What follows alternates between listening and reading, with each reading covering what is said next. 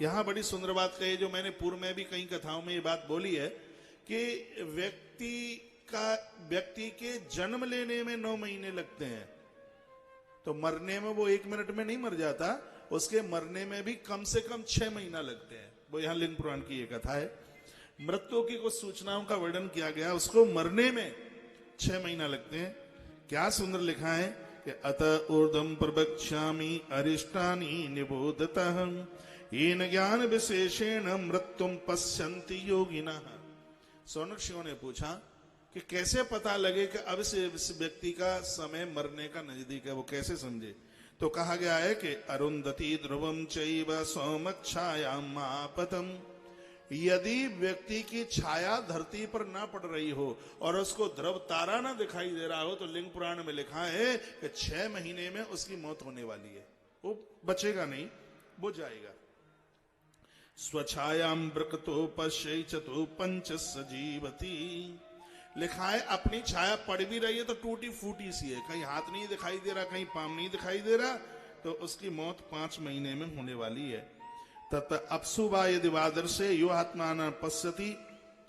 आहा, क्या लिखा है कि यदि आंखों से न पश्यति, नाक का आगे का भाग दिखाई न दे, नासिका का ये आगे का भाग दिखाई न दे, तो समझ लीजिए कि उसकी 4 महीने में मृत्यु होने वाली है। स्वगंधम भविदांगनम बासा गंधावता पिबह। सुनो, दिया बुझने के तत्पश्चात यदि उसकी गंध नाक ना पकड़े तो 3 महीने में उस व्यक्ति की मृत्यु होने वाली है। ये सब बातें, और ये तो ये हम सब श्लोक बोल बोल करके कह रहे हैं। 3 महीने में उसकी मृत्यु होने वाली। यस्य वैष्णान मात्र स हृदयम परिशुष्यति। क्या लिखा हुआ है? अब अंतिम समय में वह स्नान नहीं कर पाता, मलमूत्र का विसर्जन उसके बिस्तरों के ऊपर ही हो रहा है।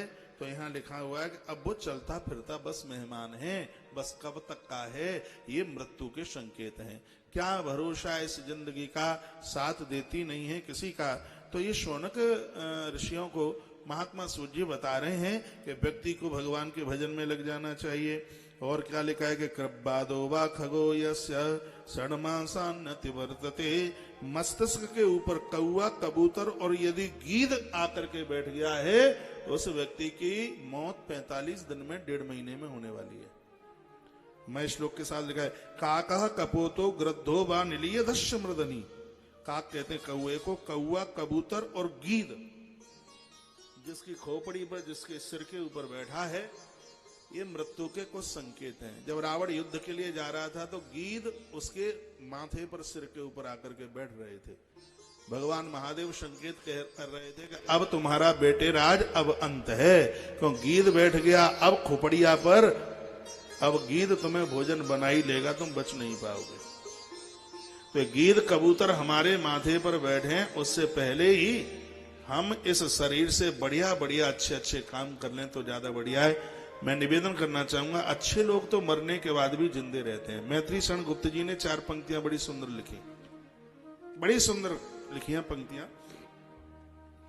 कहते हैं सितारा टूट जाने पर अभी आकाश बाकी है, सितारा टूट जाने पर अभी आकाश बाकी है, भले ही मुरझा गया है फूल लेकिन सुवास बाकी है, नहीं है व्यक्त पर उसका अमर इतिहास बाकी है। अच्छे लोग तो जाने के बाद भी जिंदे रहते हैं, जिन्होंने अच्छे काम किए हैं, भले काम किए हैं, उनको तो मृत्यु होने के बाद भी वो सदैव जीवित